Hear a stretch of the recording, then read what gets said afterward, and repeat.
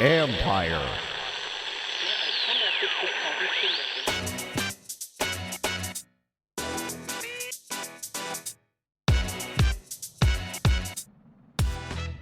A familiar face is saying goodbye. What's up, everybody? It's Mike Jones. Thanks for coming back for another episode of the Football Jones podcast. You can read me at usatoday.com. Follow me on Twitter and Instagram at @ByMikeJones. And this week, our guest is Jordan Reed. You know, it's funny. Last week, we had Jordan Reed on the podcast. That was Jordan Reed, the NFL draft analyst. This week, we have Jordan Reed, our EED, the NFL tight end. He is our guest. Was not planned. Just happened by chance that they landed back-to-back that way. But Jordan Reed is our guest, and he's calling it a career. I covered him for a number of years there in Washington as he was drafted by them out of Florida. Went on to have a Pro Bowl career there with them. And then last year he played with the 49ers. And now he's decided it's time for him to retire. We're going to get into the reasons why. We're going to talk about his career. Talk about what's next for him now that football is over and what he's got his eyes on, and also get some advice from him to future players. And it's just a good conversation here with Jordan Reed. Always was a pleasure to cover. Always was a great guy to talk to in the locker room, whether it was on the record or whether we were just shooting the breeze and talking. Just a really good dude and thoughtful guy, whether it was coaches, teammates, reporters. Really enjoyed Jordan Reed. And so I'm really happy to have him on the podcast now. So let's get into it. All right, and here we are with Jordan Reed. Jordan, good to talk to you, man. It's been a little while since we've seen each other since the Washington days, but I'm really happy to have you on the podcast. How you doing? I'm doing well, man. Thanks for having me. Yeah, no problem. Here we are. You've decided to hang it up. Can you just talk about just what it feels like to have played, to have come to this decision, and how you'll look back on your playing career? Yeah, man. It's definitely surreal. Playing for so long, playing football for so long, since high school, and then now it's over. It's definitely a different kind of feeling, but at the same time, I'm very excited for, what's next for me and in my life. So, I look back on my career and I'm definitely grateful for my time. And, I appreciate everything that, I was able to accomplish in the NFL, and, I'll cherish those memories forever. How did you come to the decision, and when did you start thinking, you know what, this might be it? Yeah, I had to take some time, and really think about my choice. It really came down to being able to be a healthy person for my family and my children. Being there for them is what's most important to me, without, dealing with a lot of injuries and a lot of concussions. I'm just physically not able to continue to play football anymore. And that's just, I took my time and I went and met with doctors and got professional opinions on it. And I'm just not physically able to play anymore. So that's how I came to that decision. I know you wrestled with this for a while, because during your time there in Washington, when I covered you, you had, a number of concussions. You said that, your family, that they talked to you about it. I know it's got to be hard because you love the game, but then also, like you said, you want to be there for your family. It couldn't have been easy to, one, strap it up and keep going back out there, and also to decide when to say goodbye to it. Definitely, man. I think at this point, what made the choice, easy was the fact that, I'm dealing with some stuff from concussions and stuff like that. I have, some effects from that. So, I can't, before, I was able to kind of ignore it and not think about it too much. But when I start dealing with stuff, now it becomes really realistic. And, and it makes me sit back and really think about, what I need to do and how I want to, live my life after football. So I had to really seek professional help and really, sit down and talk with people about this decision. And, it's definitely the right decision right now. When did you start noticing that you were kind of suffering from some of those effects, and what was that you were dealing with, if you don't mind me asking? Last year, after that big hit versus Atlanta, I was dealing with blurry vision and things like that, and then after this year, similar symptoms, um, where it's just I know something's not right, and it wouldn't be smart for me to go back out there and put myself in that position to take any more damage. Did you ever find out any insight as to why? I mean, there why you felt like you were so susceptible to concussions? Because we see some guys that, take big hits and they're okay. Then there's sometimes that you have a hit that doesn't even look that bad, and maybe, it's such a weird thing. What have you learned about concussions and your body and how it responds to that? I learned that after one concussion, you're highly susceptible to another one. It's like a broken bone. If you break a bone, it's easy to break the next time if you get hit the same exact way or a similar way. And that's the same kind of deal with concussions. I took some bad ones early on in my football career at Florida. Um, and I think ever since then, the way I played going across the middle constantly, that was my main area of work. My body of work was mainly done in between the hashes, where it's the most dangerous part of the field. So I think I was, after that, after those early concussions, and then how I chose to play the game going forward, it was just something that I was going to have to deal with. Shots to the head, big hits across the middle, and having already dealt with a number of concussions in college, I think made me more susceptible to getting them. Gotcha.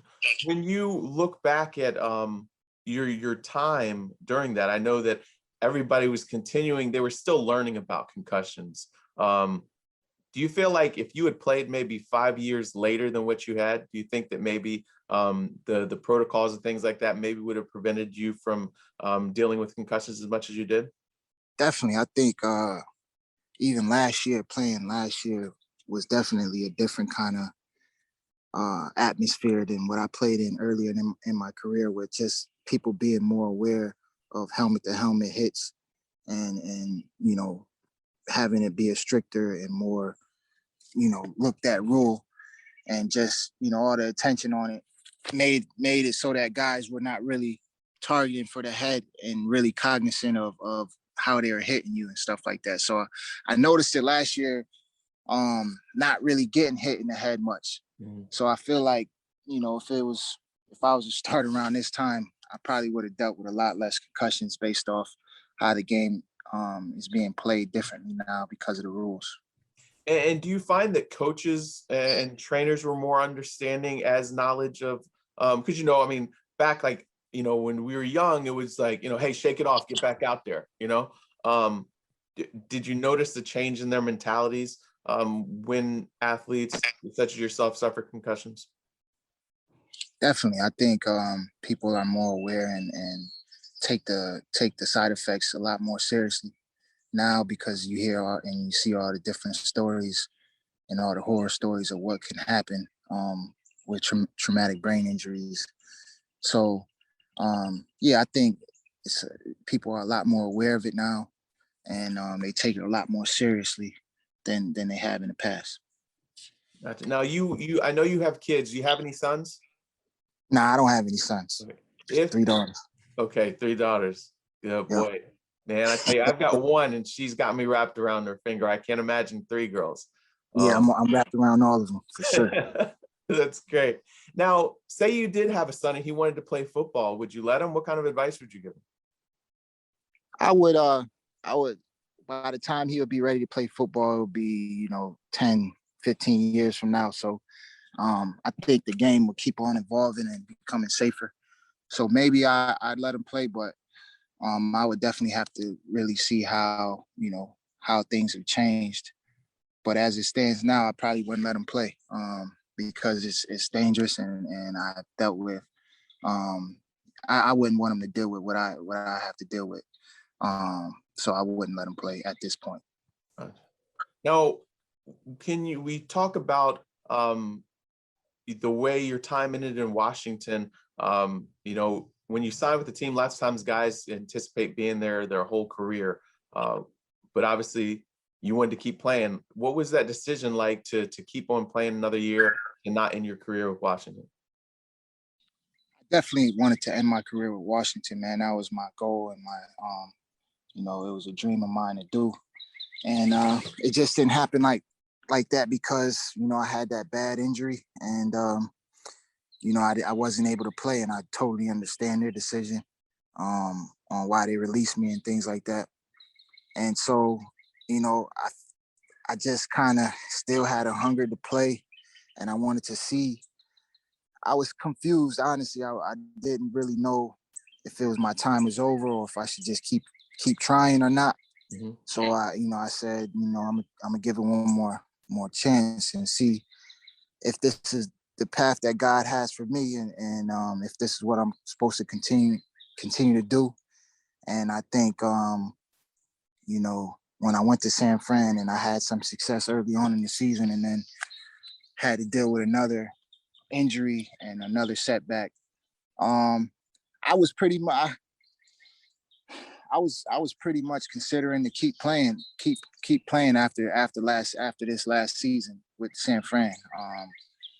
It wasn't until I started having these symptoms from concussion, and when I start seeking these professional looks at what I got going on, that I started to rethink things and realize that it's not for me anymore, and I'm physically not able to continue to play football.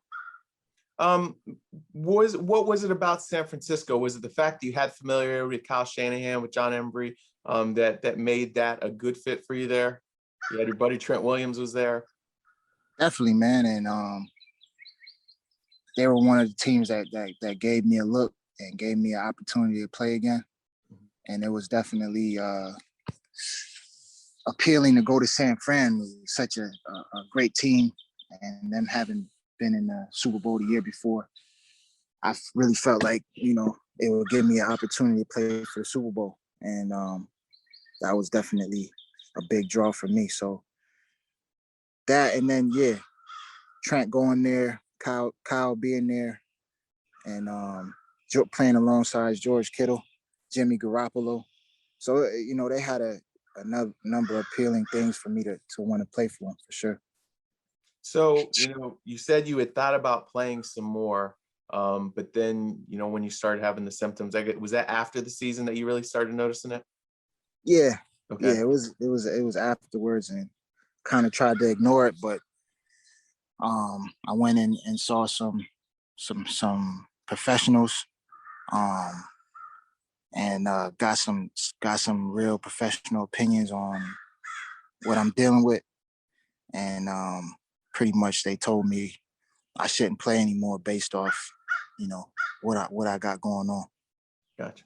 Now, so what's next for you? What are you going into? Well, wait, before that, can you just describe how you'll look back on your career? I know you say you have great memories. I mean, you had, the Pro Bowl season. There were a number of years where people talked about you being one of the toughest matchups, one of the best tight ends. But how do you look back on your playing career? I'm very proud of myself and my career. I definitely had to deal with a lot of adversity ever since high school. Senior year, I had a season-ending injury, and then going to the University of Florida, having to switch positions halfway through my career there, and the amount of work and the focus that I had, I allowed me to become one of the top tight ends in the NFL. So I'm definitely proud of what I achieved, and I'll look back at it and it'll give me strength and allow me to know what kind of person I am. And it taught me that, hard work and focus, you could achieve anything. So I really believe that, and I'm definitely grateful for my time. Support for this podcast comes from today's military. You have a calling, we have an answer. You want to have meaning in whatever you do, from improving your community to making the world a better place. You can find that fulfillment in today's military. You have a calling, we have an answer. Learn more at todaysmilitary.com. Who's looking for some prop bets? I don't know about you, but in my super competitive household, my sons are always trying to make a little bit of money off of me while watching their favorite athletes compete. You probably do the same with your buddies. Well, I want to turn you on to a great site where you can compete with sports fans just like yourselves while cheering on your favorite athletes and teams. monkeyknifefight.com. Automatically the coolest sports prop bet site out there just because of the name, but the contest makes it that much better. You can play the more or less game, where you predict whether an NBA player will top a statistical benchmark or fall below it. You can play the $10,000 home run derby, where you pick 3 guys that you think might homer that night in baseball action. You can even play in golf, football season once it gets here. There are all kinds of contests in all kinds of sports, and you're gonna have a lot of fun doing it. Go to monkeyknifefight.com, sign up, use my code Jones, and they'll give you $5 to get started. monkeyknifefight.com. Don't forget, show code Jones and sign up. What are you waiting for? Join me in the action. So what's next? What are you venturing into now that football is over? Because you're still a young guy, so I know you're not ready to just kick back. So what are you going to do now? Definitely not, man. I'm getting into the cannabis industry. That's what has drawn me the most. I really believe in the plant for its preventative capabilities and its medical application, and I think it's something I'm very passionate about learning more about and really being in that industry. How have you viewed the way that the NFL has kind of they've relaxed the testing standards for marijuana and things like that? Has that been encouraging for you? And how do you think that helps players as far as healing? Because I've talked to a number of them about this, but what's your stance on that?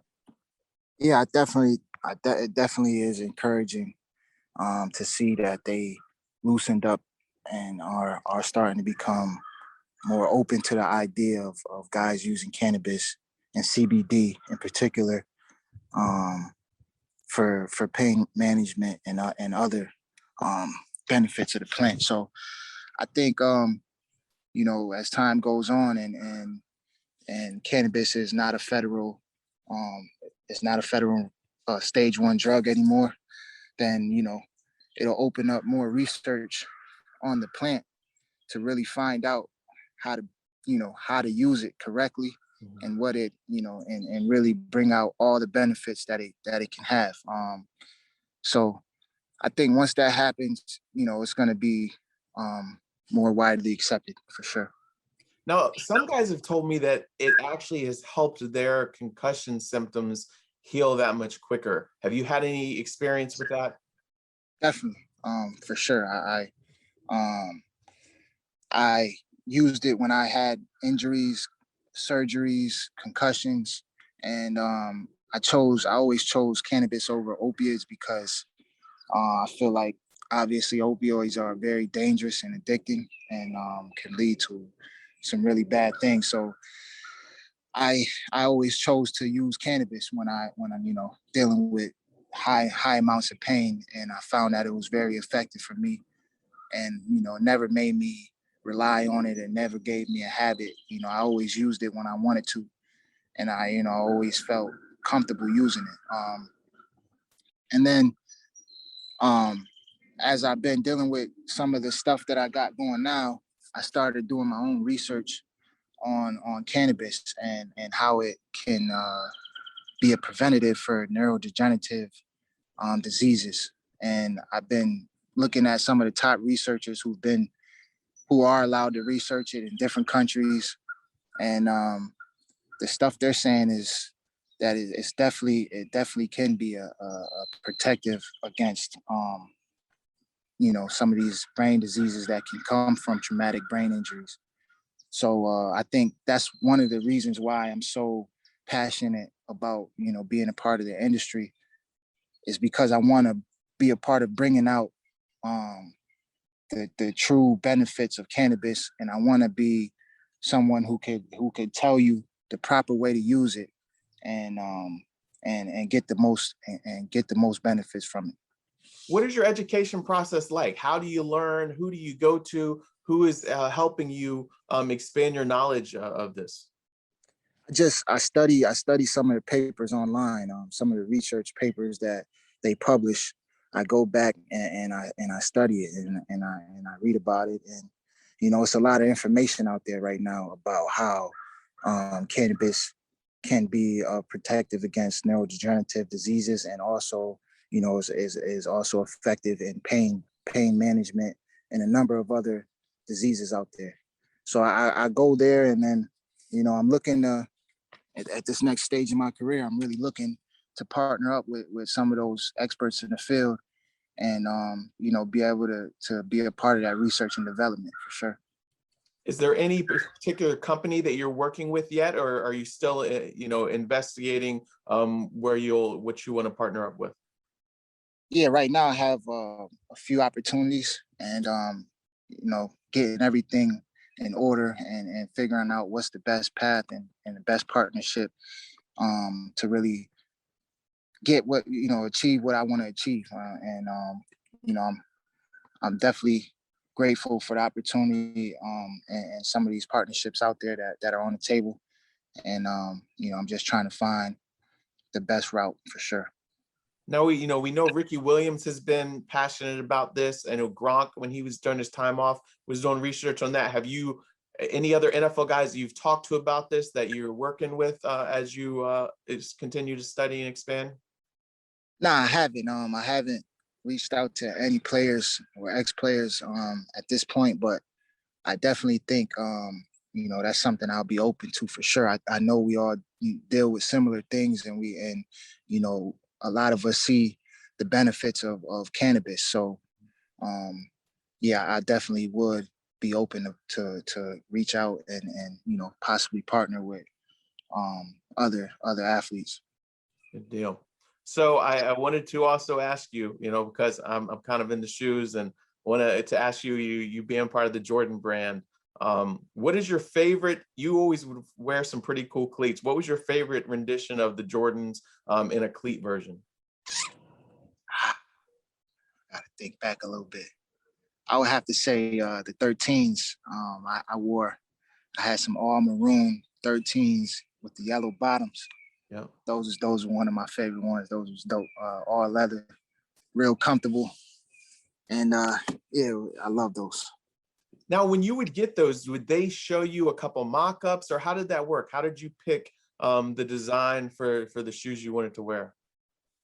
Yeah, they would send over a PDF of what the cleat is going to be this year, and then I would have creative control over what kind of colors and textures and patterns I wanted to apply to the cleat, and that's what I would do. I would create my own color waves and color schemes, and it was awesome for sure. Yeah. Now, I think I remember with the 49ers, I saw you had some red and white ones, or what were the ones? What was your colorways that you had over there? I just had the regular red, black, and white ones. I felt like it flowed with the jerseys and the color scheme for the 49ers. Gotcha. Have you seen the Zion shoe that just came out? Nah, I didn't. Okay, I gotcha. know they're tough though. I gotta check them out. Yeah, it just came out, so I was curious what you thought about that. It looks it's a little more simplified than I expected, but it has the kind of the black to white Z for Zion. But my favorites are always the ones, though. Me too, man. That's what I've been rocking lately. Just straight ones, really. I love the one. Yeah, and if it's got black, red, or white, that's I did have some black ones that had the red, but the black, red, and white I think is the best. My favorite color scheme of them. Yeah, those is fire for sure. Yeah, good deal. Well, Jordan, I really appreciate your time, man. How can we keep up with what you're doing and what's next for you? You'll, you know, what's next for me is finding those right partnerships and starting to get to work on some of these different, aspects of the cannabis industry.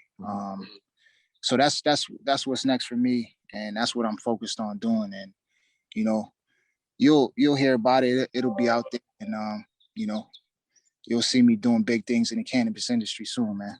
Yeah. And if people want to follow you on Instagram, I know you're active on there some. What's your Instagram account? JReed86 is my Instagram. Okay. And then lastly, if you were given any of these college guys coming out of the draft, coming into the NFL, what kind of advice would you give them? I would tell them to just stay focused and grind and put in extra work every day after practice, become a student of the game, really study film, really understand the playbook, and take advantage of your time. Be proactive in taking care of your body, even if you're not hurt. Be proactive, preventative stuff. Continue in the weight room and things like that, and just have fun, man. It's a great opportunity, and it's a once in a lifetime opportunity to be playing in the NFL, and enjoy yourself. That's what I would tell them. Good deal. Well, thanks so much, Jordan. I really appreciate your time, man. I really enjoyed covering you there in Washington, and wish you nothing but the best of success going forward.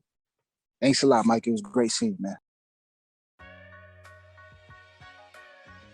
Hey, what's up? It's your man Ray from the Urban Sports Scene. Check us out each and every Tuesday at 8 p.m. where we cover the hottest topics from the world of hoops, football, baseball, boxing, and all things DC sports. For our unique take on sports plus exclusive interviews, subscribe to the Urban Sports Scene wherever you listen to your favorite podcast, and check out all the great shows on Empire Media. Okay, thanks so much to Jordan Reed. Wishing him much success. I tell you, this guy is one you can never question his determination, because there were plenty of times that other reporters and I, even other people around the league, I had conversations with when he would have those concussions. People would ask him, why is he still doing this? And he wanted to keep fighting, keep working through injuries, whether it was non-concussion related injuries, actual physical injuries to the body. He would work his way back and get back out there on the field. And last year he was able to do that again after serious injury, cut his season short with Washington the year before. Then he was there with San Francisco. So great determination. I'm happy for him that he is at a place where he's at peace. Hopefully he can continue to get the treatment he needs to help with some of these effects of the concussions that he talked about. But again, wishing him the best, and thanks to him again. Hope you guys have a great day. Thanks so much for listening. Again, you can read me usatoday.com. Follow me on Twitter and Instagram @ByMikeJones. Do me a favor, share this podcast with a couple friends, and I will talk to you guys again next week.